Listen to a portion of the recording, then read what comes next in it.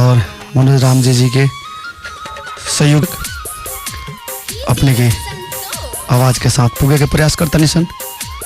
और कार्यक्रम अपन गांव हर एक दिन संजिया के 7 बजे से अपने के साथ में जुड़ेला और बहुत सारा सरसलाह और सुझाव लेके आगे बढ़े के प्रयास करेला।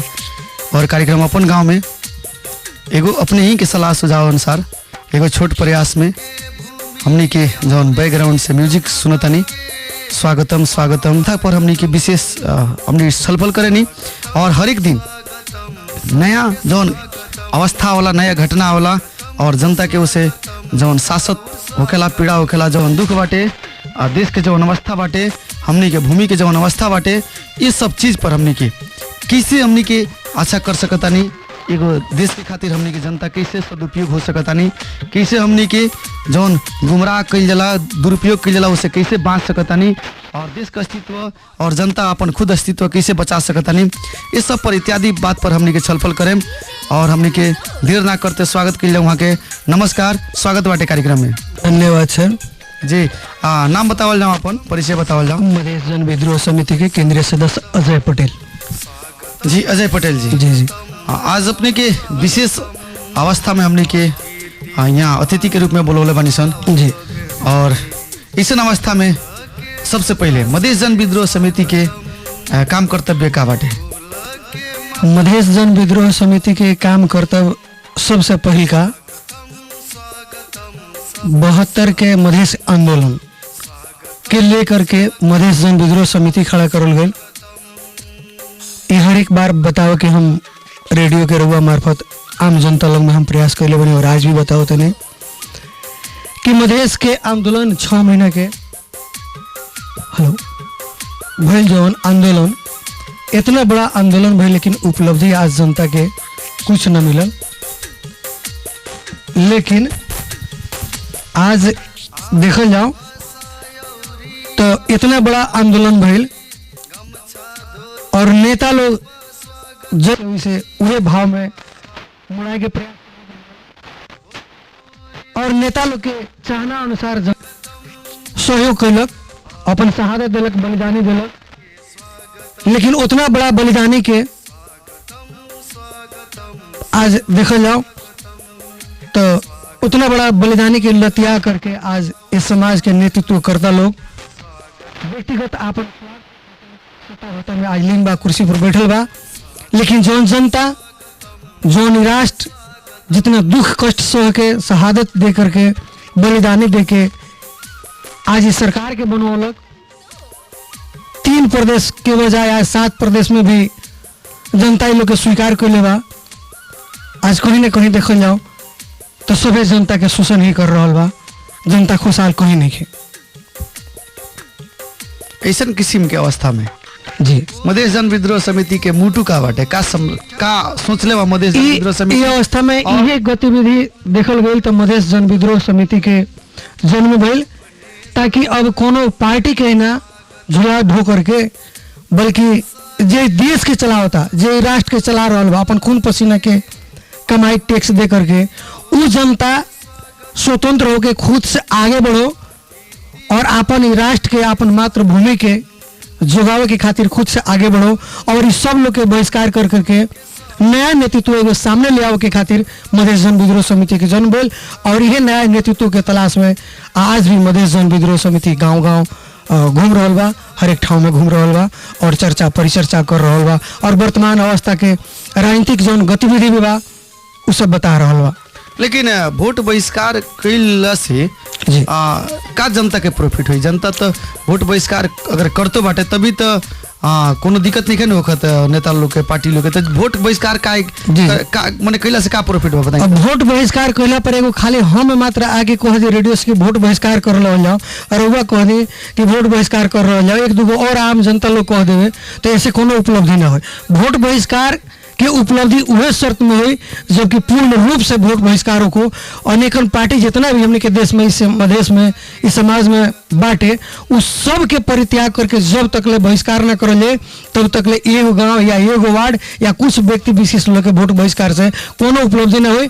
और पूरा रूप से 22 जिला के मधेश के आम जनता लोग मधेश के हक के खातिर आज एक रूप से पूरा वोट बहिष्कार करल जाता, चाहे वो कोनो पार्टी में बानी, मधेसी समुदाय के है नो, लेकिन उस सब पार्टी के परित्याग करके आपन मधेश के अधिकार के खातिर, मधेश के विकास के खातिर सब कोई मिल के एकजुट से एक बार बहिष्कार करल जाता तो बहुत ज़्यादा प्रभावकारी हुई और ये सरकार घुटना टेकी और मधेश का अधिकार मिली।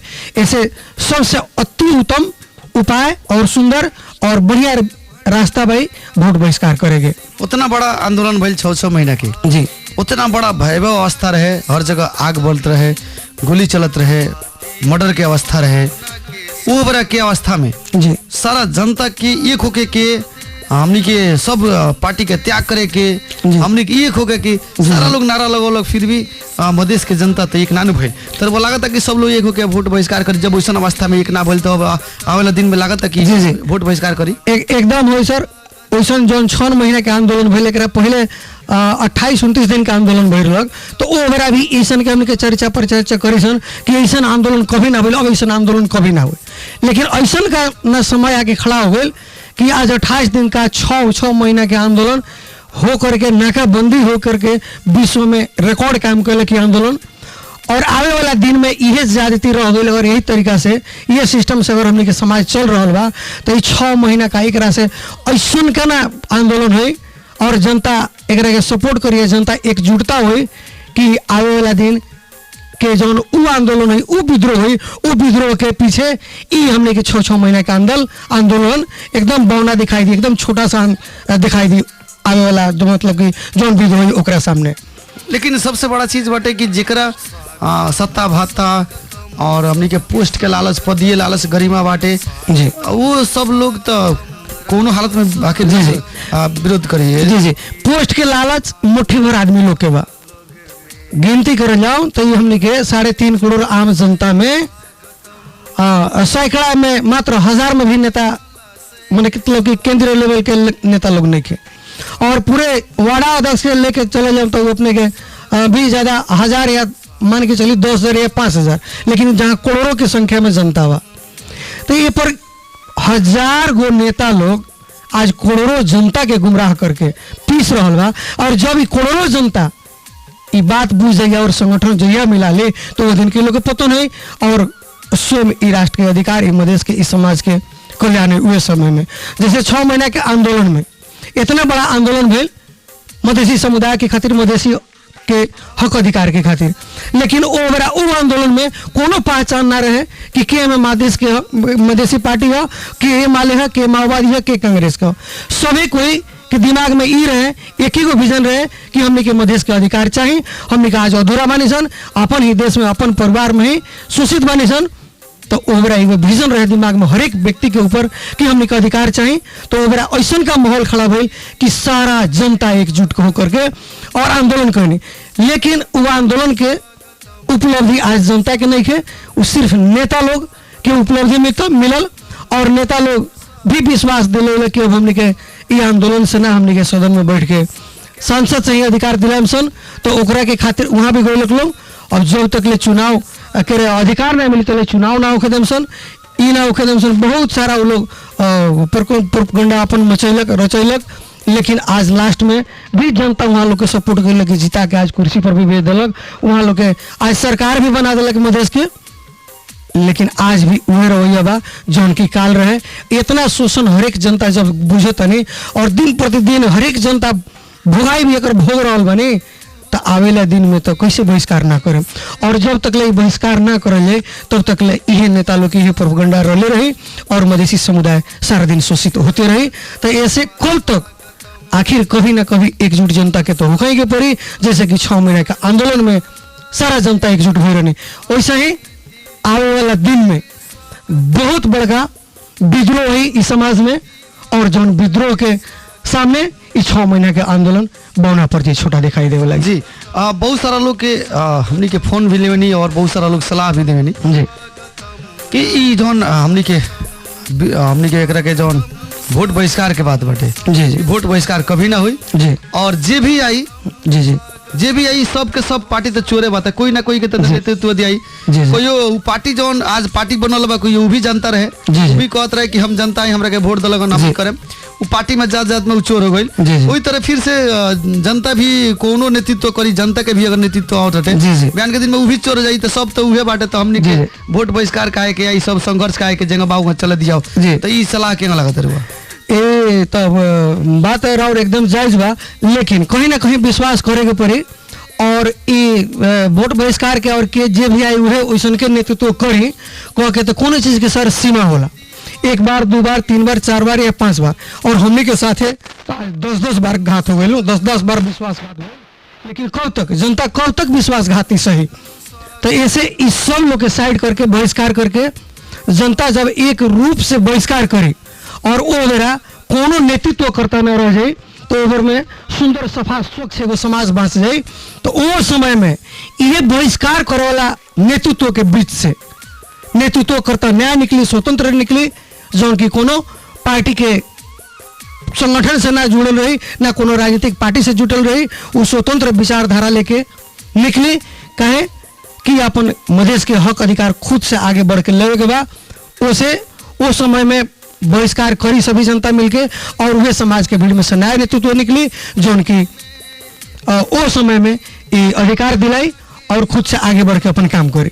यानी कि वो कहे के चाहता नहीं कि जिसे जनता के अविश्वास के भीड़ में भी जी, जी। मोदी जी एगो बाहर निकली और जनता के जहाँ विश्वास ना रहे जी, वहाँ जी। भी विश्वास जी, दिलौनी, जी। और हर बार नेता भले ही चोर हो सकता लेकिन जनता हर बार चोर नहीं हो सकता। वो कहे के चाहता। जी, जी। जनता कभी ना कभी कभी ना कभी वही जनता के भीड़ में से आई के काया पलट कि फिरी। एकदम काया पलट हुई और वो चीज आके रही आवेला दिन में।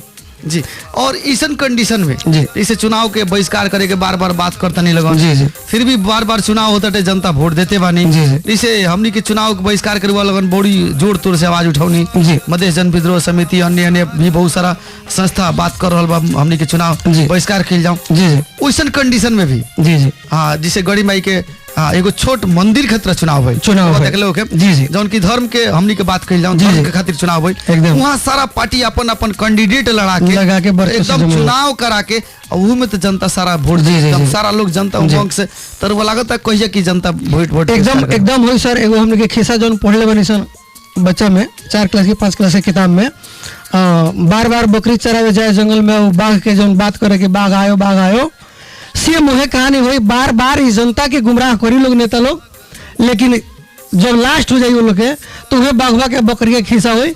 लास्ट में जनता इन लोग के गुमराह कर छोड़ दी और इन लोग के बात मानल छोड़ दी, इन लोग के रास्ता पर चलल छोड़ दी और इन लोग के बतावल बुद्धि पर लागल छोड़ दी, इन लोग के पीछे घूमल छोड़ दी, इन लोग के जनता इन लोग के झोरा डोल छोड़ दी।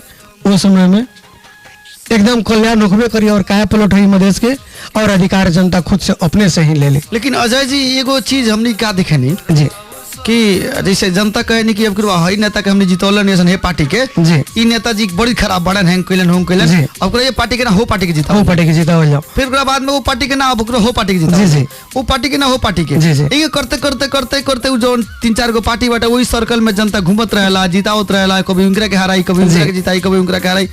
तो इसे निकल लागत कि जनता के यही में खुश बाटे और जनता सोचता कि हमरा यही में हम कुछ पैसा वैसा मिल जाए, चाहे कुछ मान सम्मान मिल जाए, जी, जी। चाहे कुछ पदीय गरिमा मिल जाए, हम यही में लागा रही तो हमरा वोट बहिष्कार कैला से का फायदा हुई।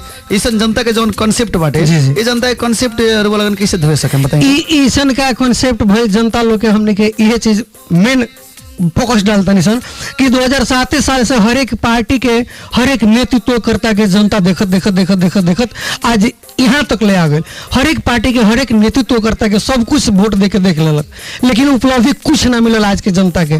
पहाड़ के जनता होखी या मधेश के जनता होखी, आज सभी कोई शोषण में बा और सभी कोई पिसा रहल बा। तो कब तक आखिर ये शोषण कब तक और इस जनता लोग के बहकाव में जनता कब तक, इस चीज के अंत होखबे करी। अभी लास्ट चल रहा बा, एकदम जनता के लास्ट पोजीशन जब आई तो सब लोग के अंत हुए। और जे मतलब कि कुछ पैसा के चक्कर में या आर्थिक हिसाब से कोनो हिसाब से लागल बा, ई कब तक ले लागे लोग। आवे वाला दिन में इ लोग के भी तो वो भी मिलल बंद हो जाए वाला बा। आवे वाला दिन में जे लोग आज एगो अभी फिलहाल जो आवे वाला वाड़ा के जो चुनाव हो रहा बा, एहू में सुने के मिलता कि जगह पे जगह चालू हो गई बा भोज भतेर। तो ई भोज भतेर कब तक? मुट्ठी भर लोग जो आज मिल करके आज सैकड़ों जनता के एक वार्ड में मान के चला जाए तो एगो पार्टी के समिति वाला जौन बनल बा लोग अभी वोट मांगे वाला या ओकर दलाली जे भी कर रहा बा उ कितना लोग बा एगो वार्ड में कम से कम 2000-2500 से ऊपर एगो जनता बानी एगो वार्ड में और वोट मांगे वाला लोग और ये लोग के गुमराह करे वाला व्यक्ति सीमित बा 10 गो या 5 गो। लेकिन धीरे धीरे वहाँ के भी जनता ये सब बात बुझ रहा बानी और आए दिन में बुझबे करें और ये सब लोग के बहिष्कार करबे करें। जी ये चुनाव के सिलसिला में जौन बात कहनी है जी ये मनसीर 14 गते चुनाव के जी, जी। जौन कि आज मनसीर गते है जी। आज से 13 दिन लगभग बाकी बा जी जी और यही मनसीर जौन उप निर्वाचन होता जौन 2.5 वर्ष के खातिर मात्र होता जी। सब लोग के मालूम बाटे जी। फिर भी एमे करोड़ों के खर्चा हो रहा बाटे जी। और जनता वही में एकदम मस्त बानी जी, जी। और वह वोट बहिष्कार करे कहता नहीं जनता में वोट के एकदम उमंग में बानी। जी जी वास्तव में ये चीज वोट बहिष्कार के जो रोग लगा नारा लगा होता जी, जी। ये तो कहीं इफेक्टिव ना दिखाई देला होय सर जैसे कि बहुत बड़का हमने के खातिर सौभाग्य के बात बा कि जौन ई धरती पर जौन ई भूमि पर हमने के जन्म भइल बा ई पूरा विश्व में अति सुंदर ई जगह बा और धार्मिक जगह बा तीर्थ स्थल यहाँ बढ़िया बा। लेकिन बड़ी दुख के बात बा कि सीता माता ऐसा का जेकर जन्म भइल जौन धरती पर जौन धरती पर बुद्ध भगवान के जन्म भइल आज वो धरती पर के आज के जनरेशन में हमने के युवा लोग हमने के जनता कैसन बानी सन कि मुट्ठी भर 2 गो 4 गो बहुरुपिया लोग आज हमने के गुमराह कर रहा बा। श्री राम जी के हमने के मूर्ति बना पूजे तनी सन मंदिर में पूजे तनी सन लेकिन वो श्री राम जी के पथ पर नहीं चलत। श्री राम जी के जब 14 बरस के वनवास में तो सीता माता के खोज में वहाँ के गए और लंका से ले आओ के खातिर तो शायद वो बेरा श्री राम जी प्रयास कैले रहती तो वो रास्ता में वहाँ के बहुत बड़ा राजा महाराजा लोग भेटाइल और उन लोग से कोनो प्रकार के वहाँ के सहयोग न लेनी काहे कि वो सब राजा महाराजा कहे वाला लोग में कहीं न कहीं दाग रहे और विकार रहे तो उन लोग के परित्याग करके श्री रामचंद्र जी अपना वो 14 साल के वनवास में लंका पर चढ़ाई करे के खातिर अति जितना भी गरीब वर्ग के लोग भेटाइल और शोषण में रहत लोग भेटाइल उस शोषण में रहल लोग के पीड़ित लोग के ही मात्र सेना बना करके वहाँ के एगो प्रयास करनी और चढ़ाई करनी लंका पर केवट जैसन का लोग सुग्रीव जैसन का लोग भेटाइल और उन लोग के सहयोग से लंका पर विजय प्राप्त करनी। वैसे ही आज जितना भी दारूमास खियावेला नेतृत्व करता बा लोग और जितना भी समाज के गुमराह करे वाला लोग बा उन लोग करके बहिष्कार करके मधेश जन विद्रोह समिति हर एक पीड़ित जनता के तलाश में बा और पीड़ित ले करके साथे चले वाला बा और चल रहा बा और उन्हें जो शोषित जनता बानी लोग उन लोग के ही मात्र आज संगठन हो जाता तैयार और बहिष्कार कर जाता। उतने लोग अगर बहिष्कार करता तो ये मधेश के काया पलट हो जाए और अपन हाथ से अधिकार ले जा सकता। लेकिन बड़ा बढ़िया उपमा देनी है श्री रामचंद्र जी के। श्री रामचंद्र जी के तो एगो अज्ञानी जौना के हमनी के बानर भालू कहनी सन जी जी उ लोग जब शांत लग जी लेकिन यहाँ के जनता ज्ञानी हो के भी तो कहीं ना कहीं जौन गड़बड़ बा अज्ञानता बा जी जी अज्ञानता बा उहे साथ जी, देता जी, जी। ये चीज के कैसे लगन बार कहत फिर भी जनता कोनो इफेक्ट नहीं के पड़त परी आखिर हो सकता कि कहीं तो जनता के नजर में रुए लगन गलत बानी की ना वैसन कोनो बात नहीं है। कहा बा कि जे सदियों से गुमराह भइल बा जैसे एगो पर हम एक अपने के माटी के बर्तन के उपमा देवे के चाहे कि एगो माटी के पका करके कुहार आगे में तपा के ओकरा के भाड़ा बर्तन बना देवेला रेडी कर देवेला तो वो भाड़ा के अगर हमने के फिर से तोड़ के नया भाड़ा तैयार करे के चक्कर में अगर पड़ता निसन तो वो भी बनल भाड़ा बिखर जाए टूट जाए लेकिन ना बने। यदि कांच माटी के हमने यदि ओकरा के अब से तैयार करता निसन तो ओकरा के चाहे सन जैसन आकार में ओकरा के रूप देहल जा सकता मन से हाँ परिवर्तनों में करल जा सकता डिजाइनिंग करल जा सकता वो माटी के बर्तन में। वैसा ही हमने के जनता जे बनी काल तक ले जे गुमराह होके उन लोग के मतलब ये घुसपैठिया नेतृत्व करता लोग के झोला बोक के जरा आदत हो गई सदियों से झोला ढोए के और शोषण में रहे के उन लोग करके छांट करके लेकिन जो नया पीढ़ी तैयारी हो रहा बा उन लोग के हमने के दिमाग से इस सब वायरस के निकाले के प्रयास करता नहीं सन बार गांव में भी जाता नहीं सन और राउर रेडियो के मार्फत से भी बार हमने के जनता में आग्रह कर रहा बानी सन कि अब ना जागल जाए तो कब जागल जाए इतना शोषण इतना सब कुछ भैला के बावजूद भी यदि हमने नेकिसन जागत तो आवे वाला पीढ़ी भी हमने के दोष लगाई काश हमने के पुरखा लोग ये काम कैले रहित तो आज हमने के इतना मेहनत ना करे के पड़ी।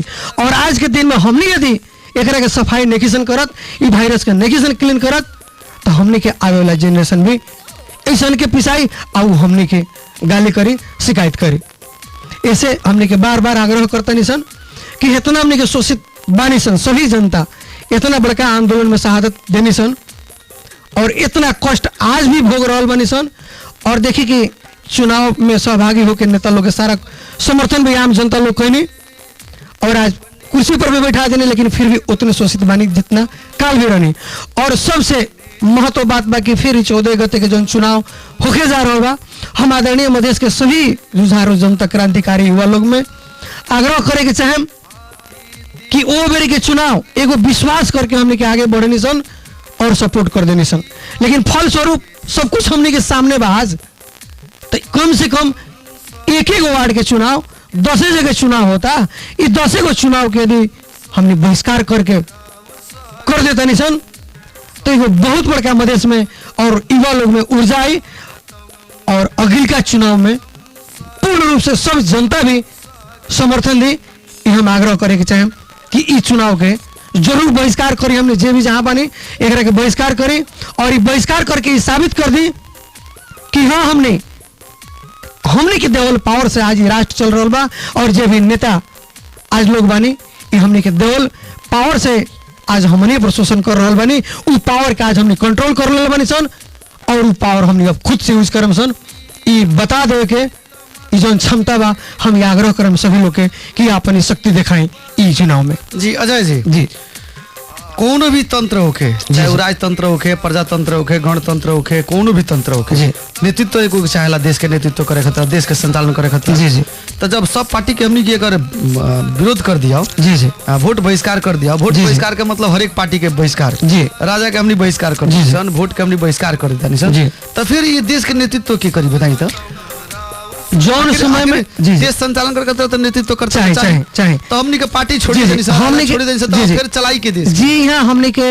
वार्ड लेवल से हर एक गांव से अपन परिवार से सारा पार्टी के परित्याग कर देने सन। लेकिन केंद्र सरकार जौन अभिन बा वो केंद्र सरकार में तो सरकार हो रही हमने कहेंगे खाली वोटे बहिष्कार न करता नहीं सन लेकिन जौन ऑलरेडी सरकार वहाँ बा उतर रही।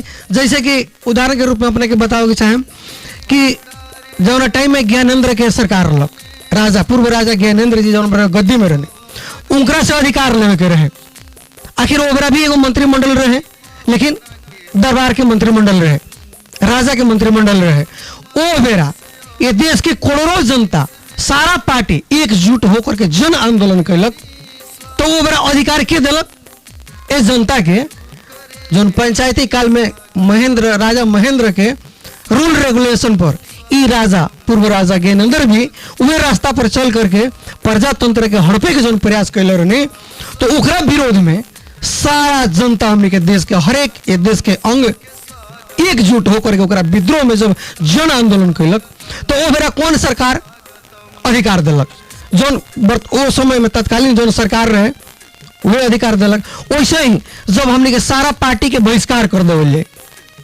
वो बेरा का हो कि सादा एगो पूरा प्लेन दिखाई देवे लगी हमके पूरा राष्ट्र समाज कोरा कागज जैसे का दिखाई देवे लगी वो बेरा सरकार खतरा में पड़ जाए कि सरकार चलावे के खातिर तो चाहिए नो खाली केंद्र में बैठला के 10 गो मंत्रिमंडल बनल वो लोग तो नहीं चला जनता के समर्थन होके के पड़ल लेकिन जब सारा जनता एक विपक्ष में हो जाए सरकार के वो बेरा सरकार बाध्य हो जाए मधेश के अधिकार देवे के खातिर वो बेरा स्वयं खुद अपने आप से घोषणा करी और मधेश के अधिकार के संबोधन करी वो पीरियड में लिया देवे के खातिर संविधान सरकार के विद्रोह कल जरूरी बा और सारा जनता के वोट बहिष्कार करल जरूरी बा। पहाड़ केंद्रित के होखे या ना होखे लेकिन सबसे शोषित ये देश में मधेश बा तो कम से कम 22 जिला मधेश के यदि सारा जनता एकरा के बहिष्कार करता नहीं हर एक पार्टी के ये बहुत सारा बात भी आवेला कि खाली मधेसी पार्टी लोग ही अगर बहिष्कार कर देता तो ये मान कांग्रेस माओवादी तो चुनाव में लड़के जाके उतने में अपन भाग भंडा लगा लिया उतने में विजय या पराजय कर ले। लेकिन कम से कम मधेश में रहल जितना भी पार्टी बा यदि उ सब बहिष्कार करता तो आज ओकर बहिष्कार कई अंतर्राष्ट्रीय समुदाय में भी तो जाए नु कि इतना पार्टी जोन बा मधेश के स्पेशल मधेश के मुद्दा पर काम करे वाला पार्टी आज उ बहिष्कार कैले रहित तो ई बात अंतर्राष्ट्रीय समुदाय में गई रहित कि काहे भाई बहिष्कार काहे भइल तो ओकरा जरूर कुछ ना कुछ सुनवाई होइत। लेकिन यहाँ मधेश के नाम पर पार्टी मात्र बा लेकिन मधेश पर काम करे वाला नहीं है। आज सारा मधेश में खुलल पार्टी के नाम से देखिए आज मधेश शब्द तक ले घींच रहल गए और जे अभी काम कर रहा बा फाट फुट आज उ लोग भी उन्हें पहाड़ केंद्रित पार्टी से गठबंधन करे के खातिर ललायत वालों एक आदमी गठबंधन कर भी लेलक जेकर नाम संघीय समाजवादी मात्र रह गई बा और बाकी लोग जे राजपा के बा लोग सरकार में अभी नहीं के लोग गई लोग कहता अपना कि हमने के बहिष्कार में बनी सरकार छोड़ दिल बनी सन।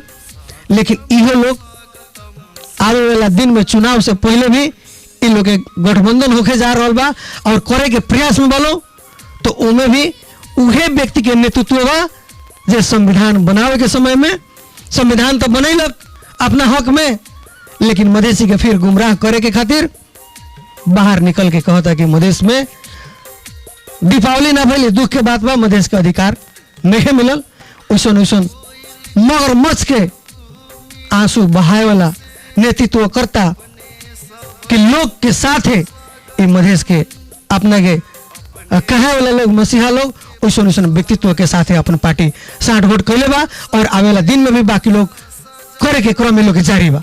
जी जनता से भी बात करें मजा जी जी अपने भी कुछ पूछे के छात्र ने 98-013-65-013 पर तो नंबर खुला कर दिला बनी सन अपने भी हमनी के साथ में जुड़ सकत नहीं और अजय जी से बहुत सारा अपने बात कर सकत नहीं प्रश्न पूछ सकत नहीं।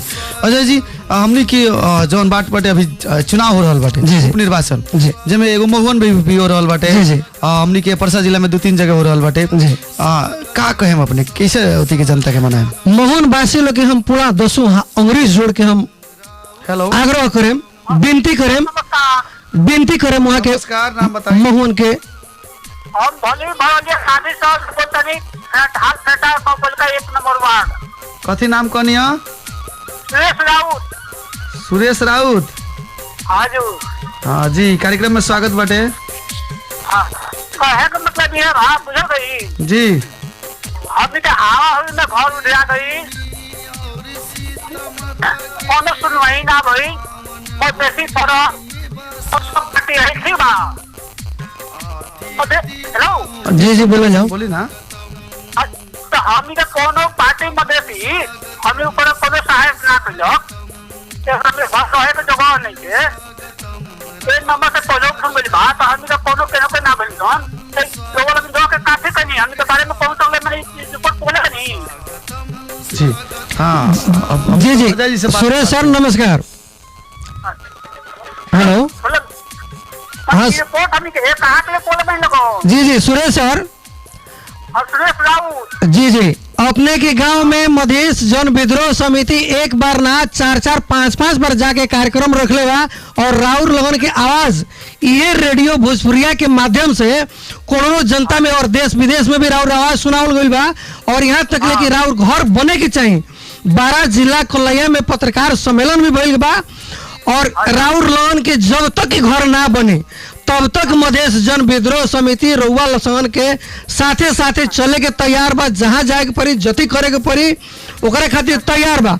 लेकिन बार बार अपने लगन के आश्वासन देला के बाद बार बार रउआ लगन के समझौला के बावजूद भी फेटा गांव पालिका के वार्ड नंबर 1 राउर भोलई भरवलिया के आम जनता लोग इतना दोषी बानी रउआ लोगिन कि रउआ लगन आज भी उहे नेतृत्व कर्ता के पीछे पड़ल बनी ओकरे झोला ढोए के तैयार बनी आज भी हमनी के ओबरा भी समर्थन कर कहनी सन कि हमनी के साथे बानी सन रउआ लगन साथे हमनी के आके संविधान भी जलेनी लगन और हमनी के ओबरा भी आवाज रउआ उठेनी सन ओबरा भी लाइव प्रसारण रेडियो भोजपुरिया से और गांव से चले रहे और रउआ कहता नहीं कि हमनी के आवाज नहीं सन बोलले लेकिन आज उहे बहुत रुपया नेतृत्व करता जे दलाल बा रउआ ओकर आज भी झोरा ढोल रहल बनी और रउआ सबन के हमनी के बार बार बोलनी सन कि रउआ सबन इकट्ठा होके एक ढिका होके एगो आवाज बोली और राउर घर जोन बा एकदम गारंटी बा कि बनी लेकिन रउआ लगन आज भी उहे दलाल घुसपैठिया नेता के गुमराह कई जालसाजी में आज भी पढ़ के रउआ लगन बोलनी कि कार्तिक 2 गते के दिन हमने के गांव में निरीक्षण करे आवे वाला लोग बा, जबकि हम वही बेरा रउआ लोगन के बोलले रहनी कि कोनो ना आई 100 रुपया यहाँ अपने रउआ लोगन के दर्द बुझे के खातिर उ सब रउआ लोगन के गुमराह करल जाता। और आवे वाला चुनाव में बाकी रउआ लोगन के जौन घर नइखे बनल, रउए घर पर रउआ ऐसन दर्द ऐसन व्यक्ति दर्द भरल व्यक्ति के ऊपर इ लोग राजनीति करी और ओ बेरा सारा नेतृत्व घुसपैठिया दलाल लोग फिर रउआ गांव में बिना बुलावल पुगी और राउर घर बना देवे के खातिर बड़का बड़का लंबा चौड़ा भाषण दी और रउआ के फिर गुमराह करी और रउआ के वोट ली, ओकरा बाद भी राउर घर न बनी। इ मधेश जन विद्रोह समिति के 100% ठोकुआ बा। लेकिन रउआ यदि घर बनावे के चाहते नहीं तो आज भी रउआ आवाज उठाई और जितना 130 गो घर नहीं बनल वो एगो आवाज बोले, 2 महीना के अंदर राउर घर बनी, ये गारंटी बा। तो सुनो जाओ जी ये बात नहीं झोड़ा हम पेपर धो पाए बने के देखले बात बने ये लो बतला सकत नहीं। एकदम रउआ लोग झोरा ना ढोत रहती तो कार्तिक 2 गो तक के इंतजार रउआ लोगन के थोड़े करे के पड़ी। हम झोड़ा एकदम ढो तनी लगन, यही से दुख में बानी, यही से घर नहीं के बनत, यही से मधेश जन विद्रोह समिति के आग्रह बा कि सभी हमनी मधेसिया जे पीड़ित बानी सन, शोषित बानी सन, आज अपन गांव में नेता लोग के अपन अपन कहे वाला लोग के नजदीक के लोग के घर बन गई, लेकिन वहाँ के जे गरीब बानी, निमुखा बानी, आम जनता जेकर कोई वर्चस्व नहीं के, कोई बोले के सकत नहीं की, कहीं जाए के वहाँ के क्षमता नहीं के, वैसा ऐसा निमुखा गरीब लोग के आज घर नहीं के बनावल गई। आखिर काहे न बनल घर? ये घर बनावे के खातिर और उनके के साथ समर्थन देवे के खातिर मधेश जन विद्रोह समिति हरदम तैयार बा। बस रुआ अपने में एकजुटता बनाई और जब हमने के खबर करी हमने के राउर घर के खातिर यहाँ से केंद्र तक ले चले के लड़े के तैयार बने। अब सुना जाना हमरे बात पे सुनी जी अब एफएम जन भोजपुरिया का कोनो से लोग है फिर बा जी जी अब घूसे ले लेबे आदमी कर लेबे जी एबे तो गरीब आदमी उता बहुत आज भी जी जी माने हम ये दाते में सोन ये भोजपुरिया एफएम जी जी सुरेश जी बोल जाना रउआ गांव में भोजपुरिया एफएम जब लाइव प्रसारण करे गई रहे, खुद हम गई रहनी। अच्छा बोल जा रउआ वार्ड अध्यक्ष के फोन कैले रहनी। हां एकदम सही बात बा। राउर वार्ड अध्यक्ष जी भाग गेलन तैसे। हां अइलन कबो हम कहनी कि तो कहत रहे कि हिया जाए को हुआ जाए को, जबकि वो घर ही रहलन, मालूम बानू। हां नहीं लन ओकरा बाद में रउआ गांव में दोबारा 3 बार गइल बना। रउआ लगन कुछ कर सकनी वार्ड अध्यक्ष जी के?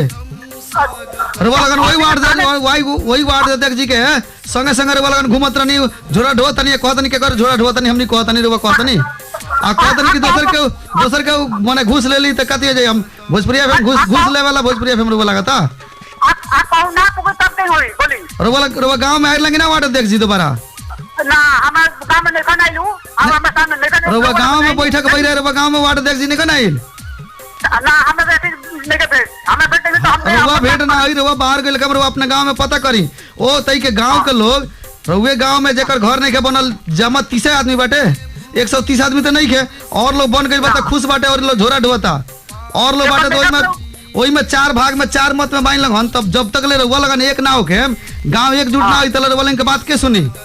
काहे कि रउआ लगन झोरा ढोवे के आधा से बेसी 90% लोग तो झोरा ढोवे वाला बात बाटे नु। हमनी भी जाके देखनी सनुवा तो हमनी धोआ धोला ना है सर कोई नहीं ना अभी बात तो रउआ झोरा ढोवे वाला ना आई तो रउआ लगन पहले एकजुट होगी, सारा गांव के एकजुट करी और सीडीओ ऑफिस में सबसे पहले वार्ड अध्यक्ष जी के जाके घेरी। वार्ड अध्यक्ष जी के रउआ रोज बैठल है वार्ड कार्यालय में, रउआ लगन जाके वहाँ एको दिन घेरनी है, जाके घेरी उंगरा के ताला मारी, उंगरा के पकड़ी कि काहे हमारे घर ना बनी, वहाँ से स्टार्ट करी। बहुत एकदम रउआ लगन लड़ी आंदोलन करी, देखी रउआ लगन घर बनते कि ना। रउआ लगन घर में बैठल सोचता नहीं घर बने के। सुन लेनी सर और बात बैठल रउआ राउर बात हवे कि हमनी बैठल बानी सन, हमनी के घर आके बन जाओ। राउर बात सीधा ही हवे। रउआ लगन अपना में एकता नहीं खे। रउआ लगन 4 भाग में 4 आदमी 10 भाग में बा। रउआ लगन अपने में एकता नहीं खे। रउआ लगन के घरे बैठल रउआ लगन के घर बन जाओ, रउआ लगन के सोच हवे। कबे रउआ वार्ड अध्यक्ष जी के कबे जाके घेरनी है? रउआ वार्ड अध्यक्ष जी रउए घरे लगई बाड़े रउआ गांव में कबे जाके घेरनी है? रउआ अपना मेयर के कबे घेरनी है? कबे आंदोलन भइल हवे? कबे न्यूज आइल हवे? कबे रउआ जाके सीडीओ ऑफिस में रउआ लगन गई नहीं है? को आदमी गई नहीं है? को आदमी के टोली गई हवे? एटा कपल में झाड़ा भइल है, एटा ना पड़ते धराई रहे तो वो था बना बा झाड़ू पान सब एक बेर घेराइल तो बहुत सारा नाम थपाइल, दोसर का बेर वो लगन फिर ओकरा बाद में का हो गए? जब तक ले नहीं के पूरा नाम घर बना तले वो लगन घेरते रही, पकड़ते रही, एकदम बनी कैसे ना बनी। अब के कितना घर सब पीटे जाता है। हेलो सुरेश जी, सुरेश सर हाँ जी बोलिए ना। राउर घर बनी एकदम 100% गारंटी में राउर घर बनी, लेकिन उससे पहले जितना लोग के घर नहीं बनल उ सब लोग के आवाज एगो ओखे के पड़ल। रउआ एक हफ्ता के अंदर यूनिटी बनाई हुआ, सारा लोग के जमा करी और हमने के आवत नहीं सुनुआ फिर, और रउआ ने एगो आवाज बोले के प्रयास करी और संघर्ष करे के तैयार रही, एकदम घर बनी। और जब तक ले राउर घर ना बनी तब तक ले मधेश जन विद्रोह समिति रउआ से अलग न रही। सुरेश जी बहुत खुशी की हाँ बोलिए। रउए गांव में हम गई रहनी, लाइव प्रसारण करत रहनी, हाँ और रउआ लगन कहीं हमार घर नहीं के बनल, हमार नहीं के घर बनल, ओमे से आधा 4-5 आदमी आइल तो कहते लो सब लोग झूठ बोलते लोग घर बन गइल बाटे। बताई तो रउआ लगन में 10 किस्म के लोग बा कि ना? हाँ एकदम तो हमने लाइव प्रसारण में लोग कहे वाला रहे कि ना कि लो झूठ बोलते लोग घर बन गइल बा। फोन काट लेनी अपन। जी जी ऐसा अजय जी जी वास्तव में ई बड़ा समाज हमनी के एकदम विडंबना बाटे समाज के। ई कोहे वाला बात नहीं है। खुद ना हमनी खुद वहां लाइव प्रसारण करतनी सन, आज यहाँ कहतनी कि हमनी के घर ना बनल। जी यहाँ के कहीं घर नहीं के बनल, यहाँ लगन जी 20 आदमी कहीं घर नहीं के बनल, ओमे से 10 आदमी आए कहे कि लो झूठ बोलते लोग घर बन गए। यानी कि यही लोग में जब राय नहीं है, यही लोग में संगठन नहीं है, झोलट होई के पड़े, झोलट होई एकदम पड़ी कि ना पड़ी। बहुत सारे गांव में ये सब बात बा कि लोग कुछ लोग बा। हेलो हेलो जी नमस्कार। हेलो नमस्कार जी, नाम बतावल जाओ। अरविंद कुमार गुप्ता, खेतागांव पलका वार्ड नंबर 3 से। जी अरविंद जी, हाँ कार्यक्रम में स्वागत बाटे, अपन विचार रखी। हाँ हमरा कहे के मतलब ये बा कि हमनी के जो कि ई 2072 साल में जो कि 6 महीना सामने के आंदोलन चलल, हमनी के बहुत मधेसी जनता लोग भी मतलब ये आंदोलन में माहौल की ये नेता लोग मतलब किसानों के नेता लोग की आंदोलन नेता लोग के मधेसी सवाल नेता लोग चाहिए लोग की अब शांति को के आंदोलन ना हो के चाहिए हमने मांग मिल जाओ उनका चाहिए लोग तो हो जाए, लेकिन नेता लोग अभी वोट पड़ेला आवला लोग वोट नहीं लोग चाहिए लोग कोई मांग मिली कोई मांग मिली, लेकिन बाद में जब जाला लोग तो हमने की मांग ना मिलेगा, कोई लोग हरीबा होगा कह के नेता लोग कोई लोग भी हमने के जो कि हमने अपने में लड़ा पैसा हमने के नेता लोग हमने के अपने में लड़ा होता लोग हमने के अपने में लड़ा के दूसरा देश से ये लोग एक समझौता करके दूसरा देश के लोग समझौता करके हमने के अपने में होता लोग हमने के अपने में लड़ा के हमने के जो सीमेंट देश में आउरी देश में जो हमने के अपने में लड़ा के चुस्की लेता। हेलो जी एक खतरा अजय जी से बात करी तो अजय जी के सलाह सुनी तो। जी जी तो वो कहा कि हमने के अपन दूसरा देश लोग हमने के अपने में लगा के हमने के अपने में लगा के जो लोग जो कि हमने के परीक्षा जो पुराना हमने के लोग पीते साफ बल बदल को जो हमने के देश के बच्चे खातिर जान बोल जी सुनो ना, यही से मधेश जन विद्रोह समिति हरेक क्रांतिकारी युवा और जुझारू जनता के आग्रह करता कि जब हमने नेतृत्व करता ऐसा घुसपैठिया लोग के खातिर हमने अपन जान के बलिदानी दे सकतानी सन, गोली से खा सकतानी सन, ढूंगा मुंडा पुलिस पर चला सकतानी सन, 6-6 महीने का आंदोलन कर सकतानी सन, तो अपन देश के बचाव के खातिर, अपन अधिकार के खातिर, अपना के स्वच्छ रखे के खातिर, अपना के समृद्ध के करे के खातिर हमने के खुद से आगे कहीं नहीं किसान बढ़ सकत। यही से मधेश जन विद्रोह समिति आग्रह करता जी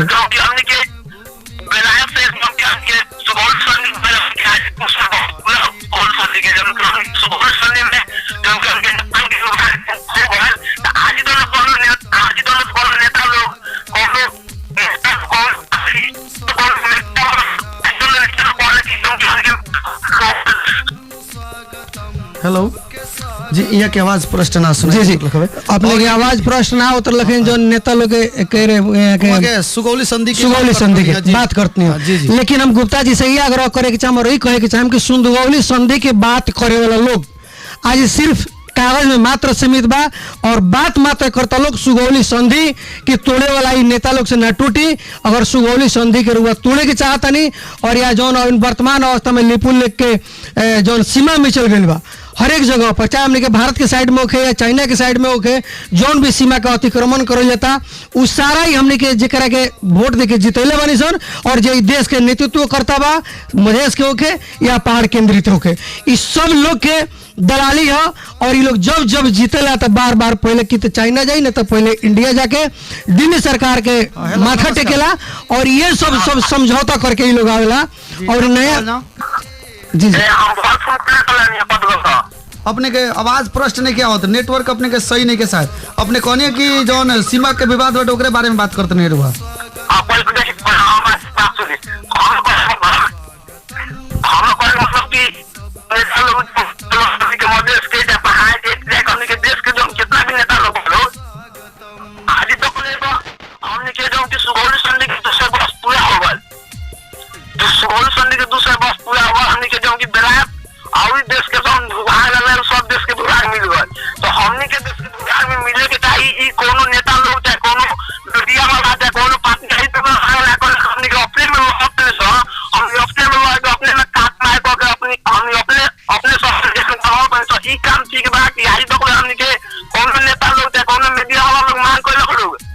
कहे के चाहता नहीं कि सुगौली संधि के लौटाओ खतरा कौन नेता लोग कौन मीडिया लोग पहल ना कैलक और उल्टे हमनी के अपने में लड़ाओ तलो नेता लोग हमनी के लड़ता जी गुप्ता जी एकरा के खातिर जी जी गुप्ता जी गुप्ता जी ये दोसर कहीं चुस्की ना ले हमने के घर में आके आज हमने के घर में एगो परिवार के भाई के लड़ा करके और फायदा उठा रहा बा, चाहे सुगौली संधि होके चाहे अभी के लिपुल के होके या चाइना साइड का अतिक्रमण होके, वो अतिक्रमण करे वाला लोग हमने के देश के शासक वर्ग है जे आज केंद्र सरकार में बैठल बा और जौन मीडिया की जौन बात करते नहीं आज मीडिया भी उहे सरकार के झोरा ढोए वाला मीडिया बा, तो कैसे राउर बोली ई संपत्ति तो राउर हमर हनो, तो एकरा अपन संपत्ति बचाव के खातिर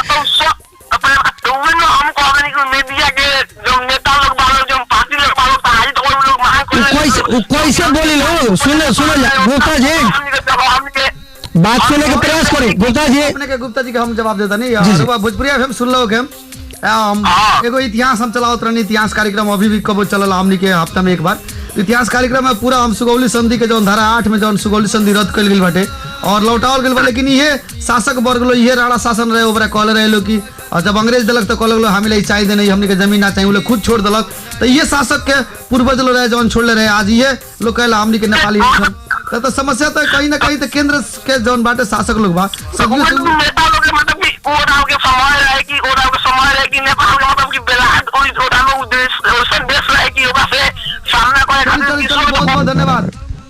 दूसरों के भी टाइम दिया चलिए वहाँ के सारांश में कहनी है कि हमनी के संधि जो रहे बेलायत के सुगौली संधि ओकरा ऊपर कौन नेता लोग आवाज ना उठौल का कहे एकरा बारे में जी नेता लोग के ना आवाज उठावे के हम एक ये कारण हम बताओ तनी कि जे भी यहाँ बा वो आवाज ना उठाई काहे कि यहाँ अपन अपन सत्ता कायम करके रखे बा वर्चस्व अपन जमाओ के बा, तो ये लोग ये मधेश की सीमा बेच करके दलाली करके आज ये अपन सत्ता जमाओ के प्रयास में बा, तो वो कैसे आवाज उठा सकता।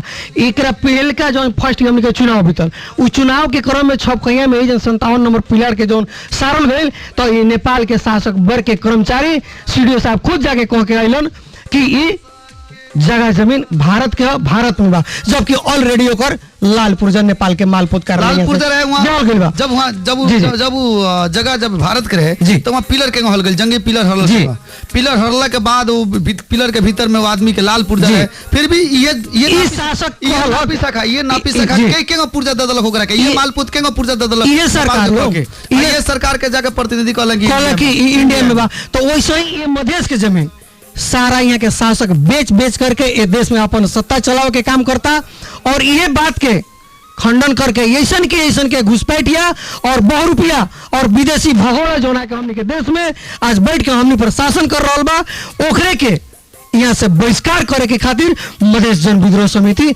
जोरदार आवाज उठा रहा बा। हेलो जी नमस्कार। नाम बतावल जाओ। हम गणेश जी बोलते हैं भेड़ियारी से। जी गणेश जी, अजय जी बानी बात कर अजय जी से। अजय जी के सबसे पहले जय मधेश। जय मधेश सर।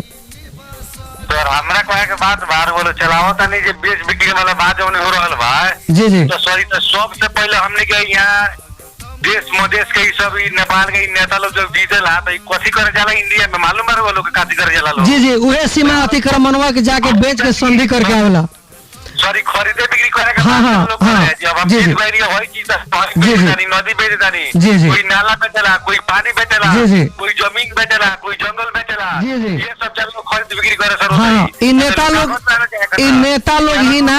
शर्त पहले रहला लोग जी। शर्त जल होता राष्ट्रपति को कहता बिलो आवेला। जी, जी। तो एक ले दर्शन यहाँ तक नेपाल बा, तो यहाँ तक सीमान माता सब कहीं। जी, जी, जी। तो ये जितना भी जीतल लोग नेता लोग जी, जी। नेपाल के बेच बेच के अपन दुकुटी भरा लोग अपन रोजी रोटी चला लो, ये लोग का व्यापार ये बस। जी, जी। तो ये लोग के बीच में हमने का मध्य जन विद्रोह समिति सर आग्रह करता है लोग से दिया जी। ये बार बार गलती मत करो लोग। जी जी ये बात पर हम कहे के चाहे आदरणीय जन समुदाय लोग से हमने के मधेसी चलिए, बहुत बहुत क्रांतिकारी लोग के कि हमने के खेत बा साधारण में अपन परिवार के बात देखी जौन के खेत बा तो सवेरे हमने के खेत जोत के आ जाने सन और दूसरा दोपहरिया में केहू खेत जोते जाला तो 1 इंची अगर हमने के आर में कुदार लाग गई रहेला या हर लाग गई रहेला तो होत सुबह ओकरे घरे कंप्लेन पुगेला कि आज हमर तू 1 इंची आर में दबा देले बड़ा, जबकि आज हमने के मधेश के भूमि के हमने के देश में रहल घुसपैठिया दलाल लोग आज मधेश के भूमि के बेच बेच के अपन सत्ता भत्ता कायम कैले बा और व्यक्तिगत स्वार्थ पूरा कर रहा बा और अपन बाल बच्चा के देश विदेश में पढ़ा रहा बा और विदेशी बैंक में यहाँ के खजाना लूट करके ले आके जमा कर रहा बा। तो आखिर एकरा के खातिर आवाज क्यों उठाई? तो ऐसे मधेश जन विद्रोह समिति के आग्रह बा कि हमने के राष्ट्र ई मातृभूमि के बचाव के खातिर ई बहुरूपिया दलाल के जब तक बहिष्कार करके हमने के खुद से आगे ना बढ़ जाए तब तक ले हमने के माटी आज खतरा में बा, मधेश खतरा में बा और ई देश खतरा में बा। जी लास्ट में हमनी के अंत में आगे बढ़े का कहे लास्ट में हम जनता के सभी जनता लोग में हम यह आग्रह करे के चाहे जैसे वोट आइल बाटे बहुत करीब बाटे उपनिर्वाचन एकरा बारे में बहुत का कहे? सुंदर मौका आइल बा अपन छवि दिखा देवे के खातिर। काल तक ले ई 72 के जौन आंदोलन भइल वहां तक ले बहुत बड़ा विश्वास करके सारा जनता लोग हमने के ई नेता लोग के पीछे झोला ढोनी करनी सन, जय मधेश कहनी सन, नारा लगनी सन, शहादत देनी सन, लेकिन अभी तक ले देखी सीमा अतिक्रमण कहीं के नहीं रुकल। नेपाल के असली जनता क्या ओकरा के पहचानी, नेपाल के सीमा कहाँ से कहाँ तक के बेचलक, कौन कौन नेतृत्व बेचलक, देवा जी के पाला में कितना के बेचलक, प्रचंड जी के पाला में कौन नदी के संधि भइल, ई केहू ना आके अपन बतावेला। आ कोसी बैरेज के देखी प्रचंड जी के पाला में संधि करल गई, चाबी इंडिया के बुझा देवल गई। देवा जी के पाला में यहाँ छौकैया के सीमा छोड़ देवल गई। आज ओली जी के पाला में देखी तो लिपुल लेके हमारा विवाद भइल बा।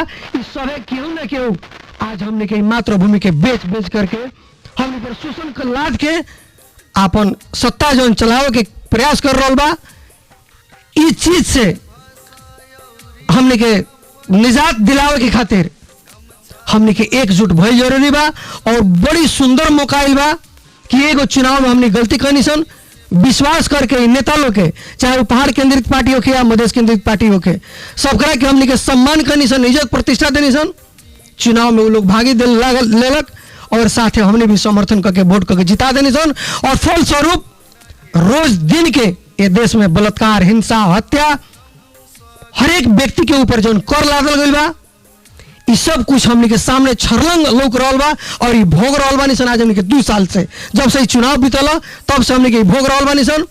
तो बड़ी सुंदर मौका आई बा आज कि जौन भी 10-20 गो जगह, 50 जगह, 39 जगह कहाँ कहाँ वोट होता हमने जे बानी सन जहां बानी सन ये चुनाव के पूरा पूर्ण रूप से हमने के बहिष्कार करके अपन शक्ति के प्रदर्शन रहुआ करके दिखाई।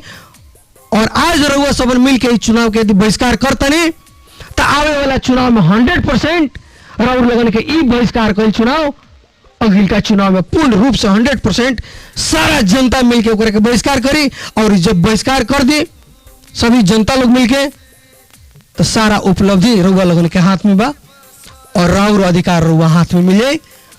कहीं कोई कहीं अपने के डूंगा मुंडा करे ना जाए के पड़े। जी अजय जी, बहुत आंदोलन बहुत करे बहुत जाए के धन्यवाद अपने आके 1 घंटा समय देनी जी। और एगो अपने ही लोगन के सहयोग से हमनी के जौन जी। एगो जौन गाना बाजत हटे जी, जी। हां जौन गाना जौन अपने लोगन जी, के जी। सहयोग से बनल पूरा जी, एकरा खातिर बहुत सारा हम सबसे पहले नंद किशोर सर जी के धन्यवाद देवे के चाहे कि बहुत मेहनत करके एक एक शब्द के चुन चुन करके ये मधेश के पावन भूमि के हर एक जगह के बात के समेट करके रुआ अर्थ एक जोड़ जोड़ के चुन चुन के लिखले बने एक एक शब्द और मधेश के शान मधेश जन विद्रोह समिति के बाण के मार्फत और वह जो गीत बना के और स्वयं अपना से अपन आवाज दे करके मधेश जन विद्रोह समिति के जो बड़का वो सहयोग कैले बनी ओकरा के खातिर मधेश जन विद्रोह समिति की तरफ से बहुत सारा धन्यवाद रोवा के और साथ ही रेडियो भोजपुरिया के देवे के चाहे। चलिए बहुत बहुत धन्यवाद व्यस्त समय के बावजूद भी आके हमनी के समय देनी एक खातिर विशेष धन्यवाद नंद किशोर लगायत हमनी के अजय पटेल जी के भी विदा दी। सुनत रही भोजपुरिया FM 92.8 मेगाहर्ट्ज। नमस्कार अपने के जय हो।